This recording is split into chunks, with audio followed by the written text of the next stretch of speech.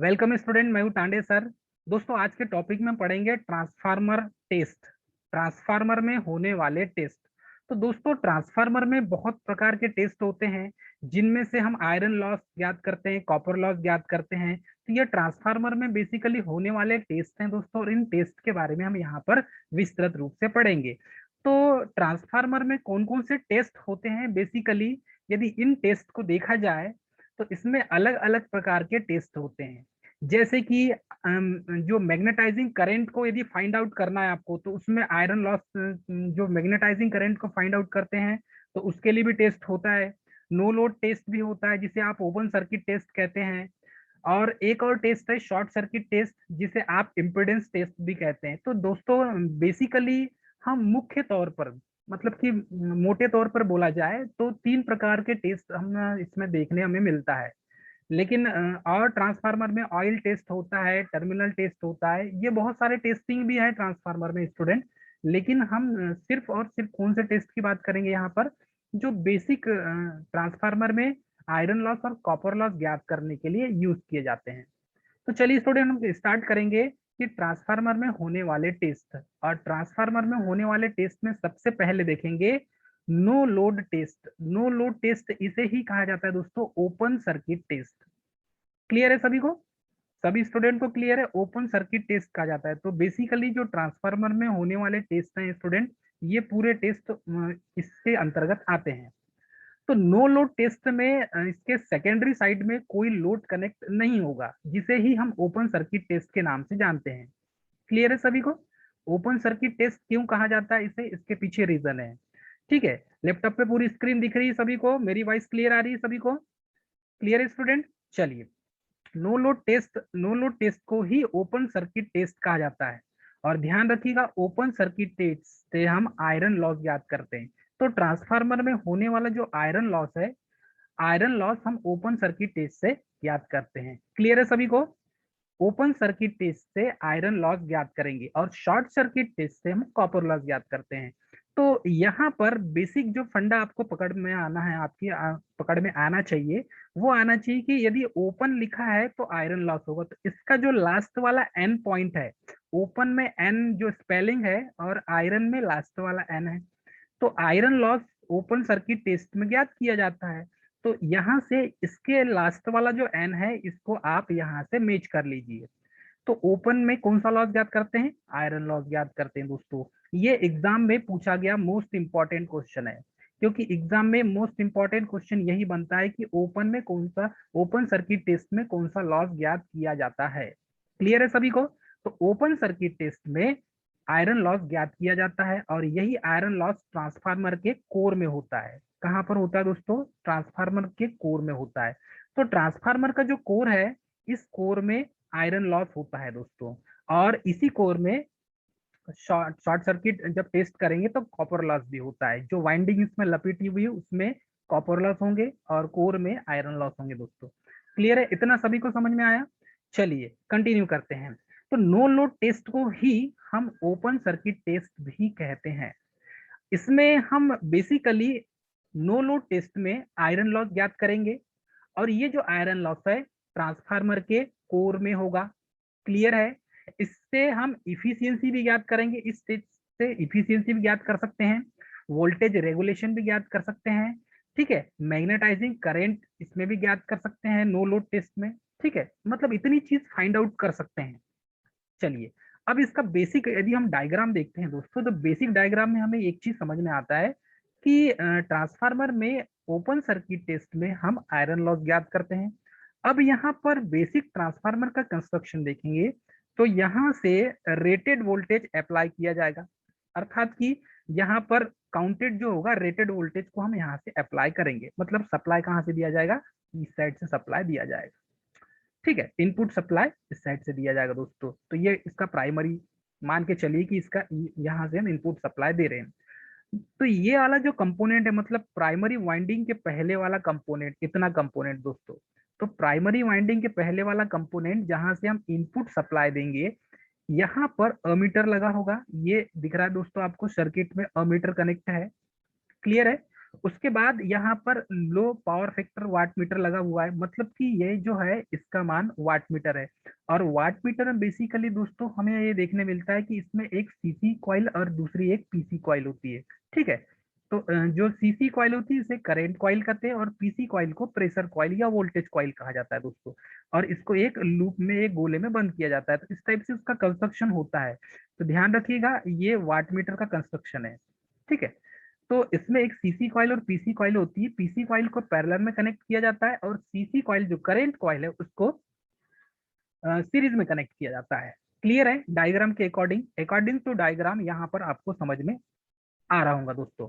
Volt meter लगाएंगे, जो circuit का जो वोल्टेज होगा वो वोल्टेज को मेजर करके देगा, यहाँ पर कितना वोल्टेज हम अप्लाई कर रहे हैं ये वोल्ट मीटर दिखाएगा। वोल्ट मीटर को हमेशा पैरेलल में कनेक्ट करते हैं दोस्तों, ये आपको बेसिक कनेक्शन है। और पैरेलल में आपको याद रहना चाहिए कि वोल्ट मीटर को हमेशा पैरेलल में, अमीटर को हमेशा सीरीज में कनेक्ट किया जाता है। और ये जो वाट मीटर दिख रहा है दोस्तों, ये जो वाट मीटर है, ये इसमें जो कॉइल सीसी कॉइल और पीसी कॉइल होती है, मतलब करंट कॉइल और प्रेशर कॉइल, तो करंट कॉइल को सर्किट के सीरीज में जोड़ेंगे और प्रेशर कॉइल को सर्किट के पैरेलल में कनेक्ट करेंगे। क्लियर है सभी को? यहाँ से करंट फ्लो होगी, और ये जो वाट मीटर है, वाट मीटर से होती हुई यहाँ से करंट सर्कुलेट होगी ये प्राइमरी वाइंडिंग में। तो ये जो वाइंडिंग है दोस्तों, ये प्राइमरी वाइंडिंग है। क्लियर है? प्राइमरी वाइंडिंग है दोस्तों, इसे कहेंगे हम प्राइमरी वाइंडिंग। तो ये जो प्राइमरी वाइंडिंग है, इसमें नंबर ऑफ टर्न्स, ये एलवी साइड होगा, मतलब कि लो वोल्टेज साइड दोस्तों। जो प्राइमरी वाइंडिंग है ये एलवी साइड होगा, लो वोल्टेज साइड। तो इसे आप याद रखेंगे कि लेफ्ट में जहां से हम इनपुट सप्लाई देंगे ये एलवी साइड होगा, ठीक है। ट्रांसफार्मर का मतलब इतना भाग जो है, ये जो इतना भाग दिख रहा है दोस्तों, यहाँ से ammeter, volt meter, watt meter, ये इसके एलवी साइड कनेक्ट होंगे। क्लियर है? इतना सभी को क्लियर है दोस्तों? अब ये जो है ट्रांसफार्मर का कोर है। अब इस ट्रांसफार्मर के कोर में वाइंडिंग लपेटी हुई है। क्लियर है? तो यहाँ पर कोर में प्राइमरी वाइंडिंग को लपेटते हैं तो यहाँ पर इवन वोल्टेज इंड्यूस्ड होगा। क्लियर है दोस्तों? अब जब यहाँ पर इसका ट्रांसफार्मर का सेकेंडरी साइड है, तो ये सेकेंडरी साइड में ओपन है। सेकेंडरी साइड क्या है दोस्तों? यहाँ पर ओपन है। तो जब ट्रांसफार्मर का सेकेंडरी साइड ओपन है, तो यहाँ पर इसके कोर में जो फ्लक्स प्रोड्यूस होगी, तो यहाँ पर जो फ्लक्स पाथ बनेगा, ये फ्लक्स पाथ दोस्तों, इसमें भी करंट सर्कुलेट होगी। तो ध्यान रखिएगा दोस्तों, इसमें जो करंट सर्कुलेट होती है ये करंट होती है, फ्लक्स फाई यहाँ पर प्रोड्यूस होगा। इसमें जो करंट सर्कुलेट होगी दोस्तों, ये जो करंट सर्कुलेट होगी यहाँ पर आई नॉट करंट होगी। आई नॉट मतलब कि नो लोड करंट सर्कुलेट होगी, इसीलिए इसे नो लोड टेस्ट कहा गया है। तो आई नॉट मतलब आई जीरो कह सकते हैं या आई नॉट कह सकते हैं, तो ये है no load current, no load current. Clear है? करेंट। अब ये जो नो लोड करेंट है स्टूडेंट, इसमें हमें एक चीज देखने मिलता है कि नो लोड करेंट में I naught is equal to यहाँ पर आई म्यू, अर्थात की magnetising current, plus I omega is working current. Clear है? तो ये दोनों करंट यहाँ पर सर्कुलेट होगी। नो लोड की सिचुएशन में भी, नो लोड की कंडीशन में भी यहाँ पर दो करंट फ्लो होगी। एक तो वर्किंग करंट, इसे कहेंगे वर्किंग करंट दोस्तों, सर्किट में फ्लो होने वाली करंट है वर्किंग करंट, ठीक है। और सेकंड हो जाएगी मैग्नेटाइजिंग करंट, इसे कहेंगे हम मैग्नेटाइजिंग करंट। तो ये जो मैग्नेटाइजिंग करंट है दोस्तों, यही करंट में मैग्नेटिक फ्लक्स को सेटअप करती है। तो फ्लक्स को सेटअप करने का काम किसका है? मैग्नेटाइजिंग करंट का। ध्यान रखिए, जब ट्रांसफार्मर का सेकेंडरी साइड ओपन होता है, सेकेंडरी साइड ओपन होता है दोस्तों, तो ये ओपन होने के बाद भी यहाँ पर करंट सर्कुलेट होती है, मतलब करंट फ्लो होती है। और वो जो करंट होगी वो नो लोड करंट होती है।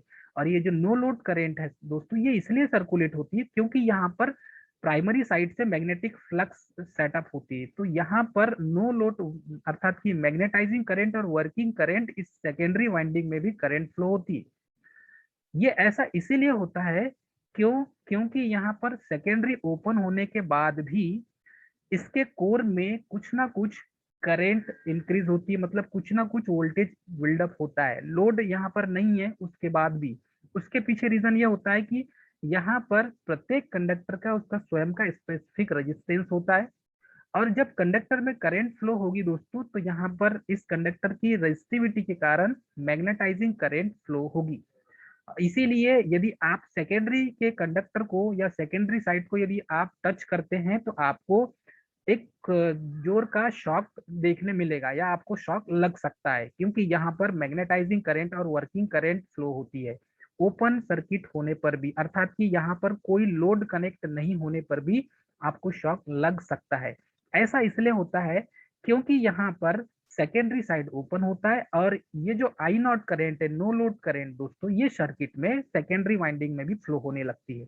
इसके कारण यहाँ पर शॉक मतलब कि यहाँ पर वोल्टेज बुल्डअप कुछ परसेंट होता है, जिसके कारण आपको शॉक लग सकता है। क्लियर है?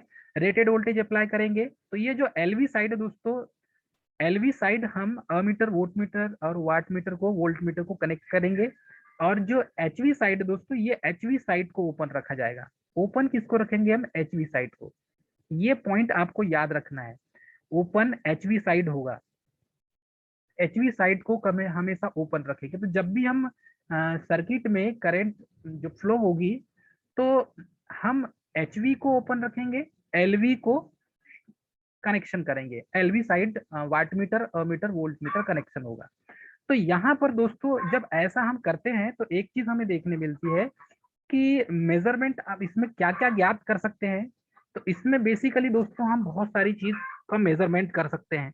तो पहला जो मेजरमेंट होगा दोस्तों वो ये होगा कि यहाँ पर इसके द्वारा आयरन, अर्थात कि आयरन जो लॉस होता है वो ज्ञात कर सकते हैं। और आयरन लॉस कहाँ होता है दोस्तों? कोर में होता है।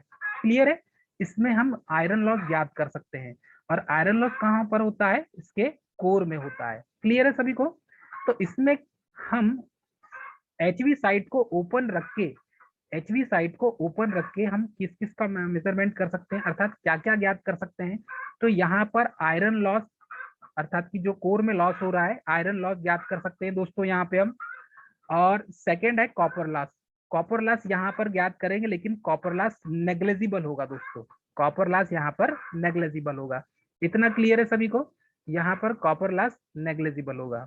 ठीक है दोस्तों, तो कॉपर लॉस यहाँ पर नेग्लेजिबल होगा, सिर्फ आयरन लॉस ज्ञात करेंगे। और आयरन लॉस कहाँ पर होता है? कोर में। क्योंकि ट्रांसफार्मर के कोर में दो लॉसेस होते हैं। और दो लॉस कौन कौन से स्टूडेंट? यहाँ पर एक तो है आयरन लॉस, आयरन लॉस, और सेकेंड है कॉपर लॉस। क्लियर है? सेकेंड क्या हो जाएगा? कॉपर लॉस दोस्तों। तो आयरन लॉस और कॉपर लॉस इस ट्रांसफार्मर के कोर में होते हैं। तो बेसिकली यहाँ पर ट्रांसफार्मर के जो कोर में लॉस हो रहा है, इसमें आयरन लॉस ज्यादातर होता है दोस्तों। क्योंकि ओपन जब हम सर्किट टेस्ट करेंगे तो यहाँ पर आयरन लॉस ही होगा। ठीक है, चलिए आगे बढ़ते हैं। तो इसमें कैलकुलेट पैरामीटर्स क्या क्या होते हैं, इसके कैलकुलेट पैरामीटर्स को हम देखेंगे। तो बेसिकली दोस्तों हमने यहाँ पर वोल्ट मीटर कनेक्ट किया है, अमीटर कनेक्ट किया है और वाट मीटर को कनेक्ट किया है। तो अमीटर, वोल्ट मीटर और वाट मीटर को यहाँ पर एलवी साइड में हमने कनेक्ट किया है और एचवी साइड यहाँ पर दोस्तों ओपन है।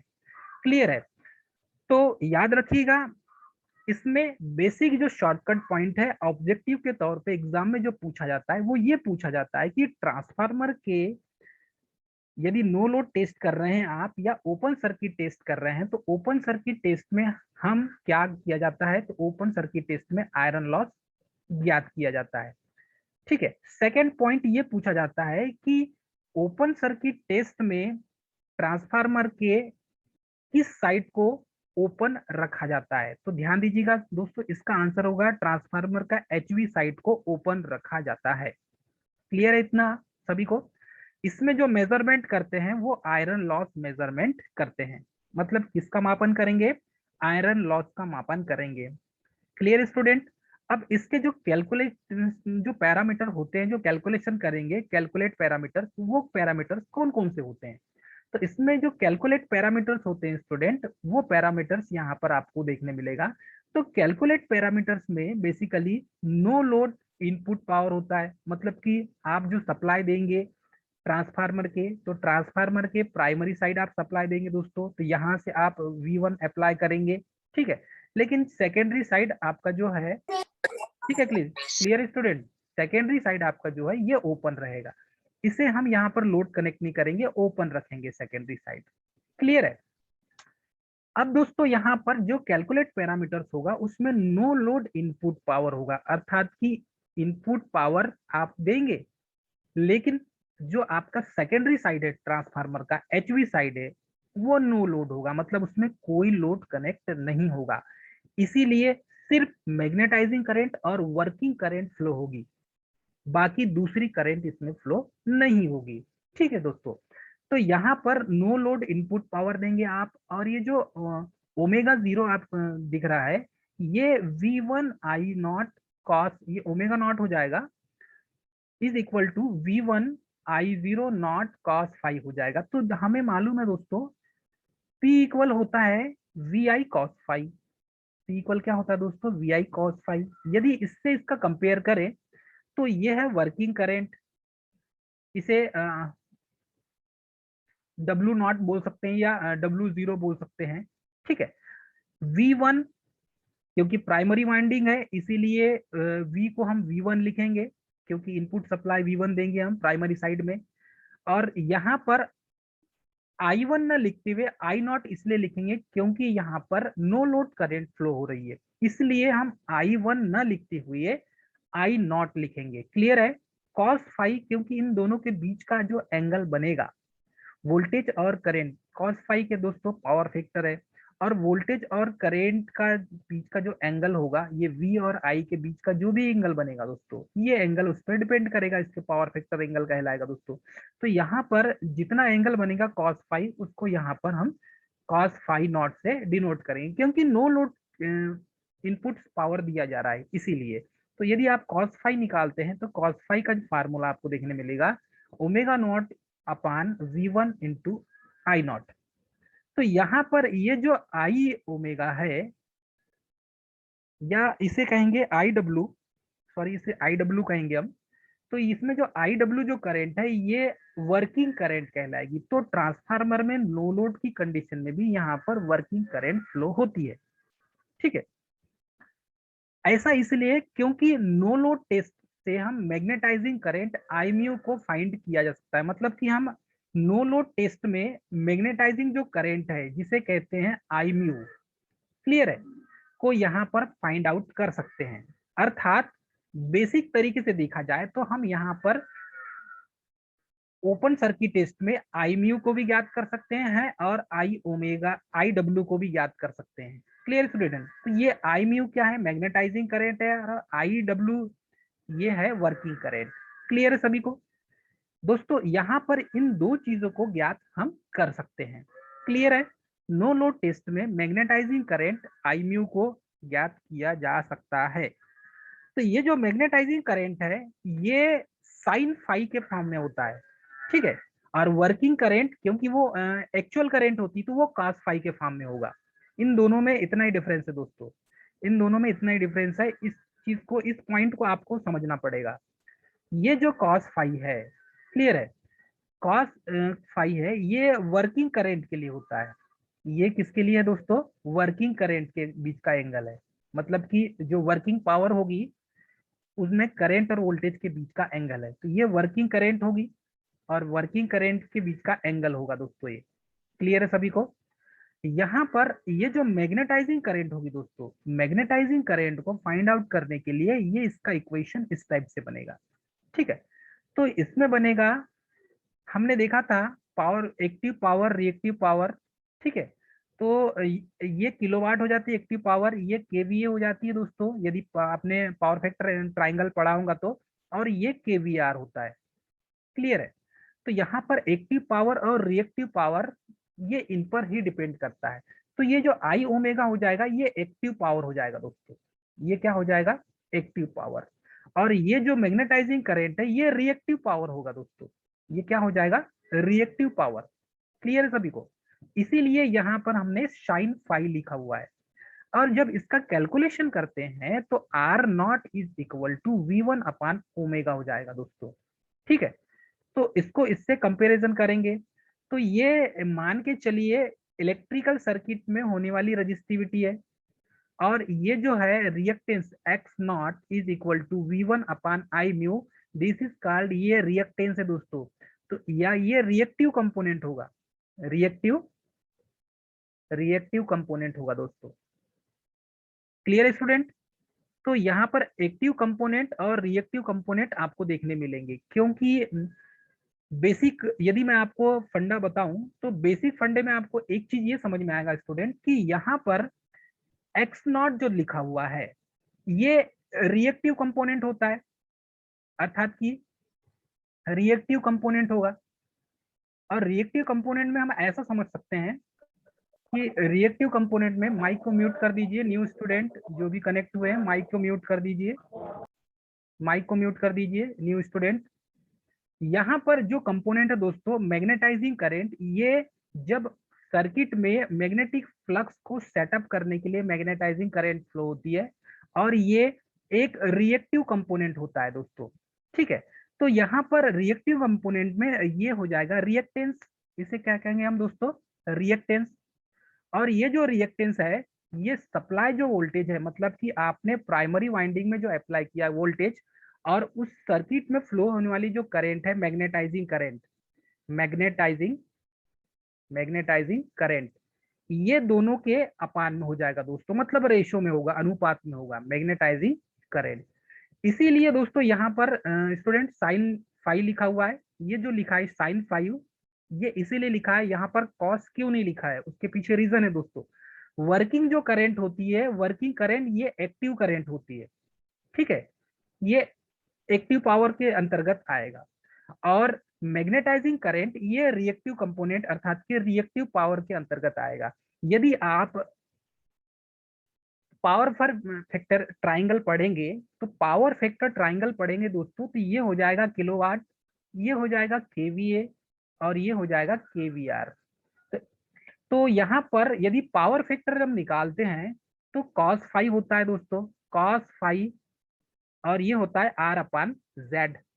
ठीक है दोस्तों, और पावर फैक्टर जो होता है ये वोल्टेज और करंट के बीच का एंगल होता है। Clear student? पावर फैक्टर क्या होता है, वोल्टेज और करंट के बीच का एंगल होता है। तो यहाँ पर इसमें टेस्ट क्या क्या ज्ञात कर सकते हैं, ये टेस्ट यहाँ पर जो बेसिकली हम यहाँ पर ज्ञात करेंगे दोस्तों, तो ओपन सर्किट टेस्ट में बेसिकली जो टेस्ट ज्ञात करते हैं तो इससे हम इफिशियंसी भी निकाल सकते हैं। ठीक है, ओपन सर्किट टेस्ट से या नो लोड टेस्ट से हम यहाँ पर इफिशियंसी ज्ञात कर सकते हैं इस ट्रांसफार्मर की, वोल्टेज रेगुलेशन भी ज्ञात कर सकते हैं, और magnetising current, this is called I mu, magnetising current, ये इसमें मैग्नेटाइजिंग करंट को भी ज्ञात कर सकते हैं, मैग्नेटाइजिंग करंट को भी ज्ञात कर सकते हैं दोस्तों। यहाँ पर इसकी जो इफिशियंसी है, ट्रांसफार्मर की इफिशियंसी कितनी होती है, बेसिकली एक नॉर्मल ट्रांसफार्मर की इफिशियंसी 90 टू 95% होती है। तो ये जो इफिशियंसी होगी दोस्तों ट्रांसफार्मर की, ये ट्रांसफार्मर की इफिशियंसी हम यहाँ से निकाल सकते हैं। ठीक है, यदि कोई ट्रांसफार्मर है और उसकी इफिशियंसी ज्ञात करना है हमें, तो उसकी इफिशियंसी ज्ञात कैसे करेंगे, देखो इफिशियंसी ज्ञात करने के लिए पहले तो ट्रांसफार्मर के कोर में होने वाले लॉसेस के बारे में हमें पता रहना चाहिए। तो ये जो नो लोड टेस्ट या ओपन सर्किट टेस्ट है दोस्तों, इसमें हम क्या करते हैं, आयरन लॉस ज्ञात करते हैं।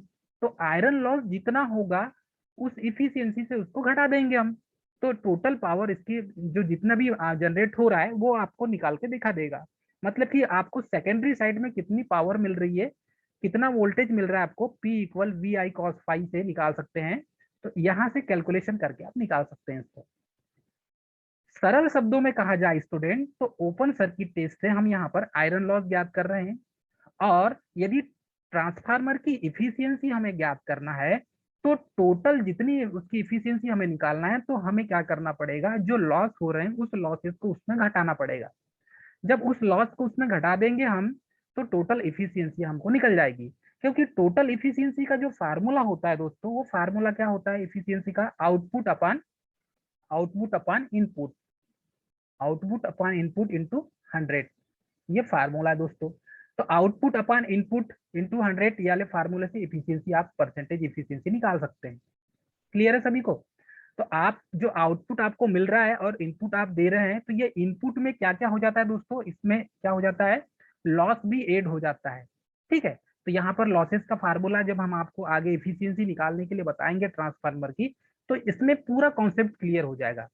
फिलहाल आपको नो लोड टेस्ट क्यों किया जाता है ये याद रखना है। तो नो लोड टेस्ट में ओपन सर्किट टेस्ट, जिसे दूसरे शब्दों में कहा जाता है नो लोड टेस्ट भी कहा जाता है और ओपन सर्किट टेस्ट भी कहा जाता है दोस्तों। तो नो लोड टेस्ट में हम आयरन लॉस याद करते हैं। क्लियर है सभी को? नो लोड टेस्ट से हम इफिशियंसी भी याद कर सकते हैं। क्लियर है स्टूडेंट? नो लोड टेस्ट से हम वोल्टेज रेगुलेशन भी याद कर सकते हैं। तो नो लोड टेस्ट से वोल्टेज रेगुलेशन भी याद किया जा सकता है।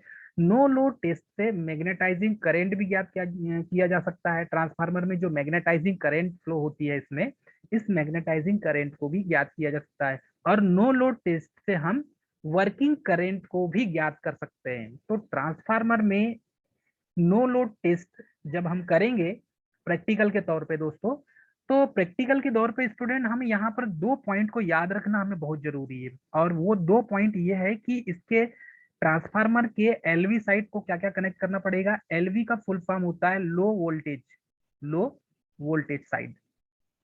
तो एलवी का मतलब होता है लो वोल्टेज साइड और एचवी का मतलब होता है हाई वोल्टेज साइड। क्लियर है स्टूडेंट? High voltage side. तो यहाँ पर एचवी का मतलब होता है हाई वोल्टेज साइड। तो हाई वोल्टेज साइड हम क्या रखेंगे? ओपन रखेंगे। हमारा जो सेकेंडरी साइड होगा या हाई वोल्टेज साइड होगा ये ओपन रखा जाएगा। ठीक है? ओपन रखने के कारण ही हम इसे नो लोड टेस्ट कहते हैं। इसके सेकेंडरी साइड को ओपन रखने के कारण ही इसे हम क्या कहेंगे? नो लोड टेस्ट कहेंगे, क्योंकि यहाँ पर ट्रांसफार्मर की टेस्टिंग कर रहे हैं और ये जो टेस्टिंग है नो लोड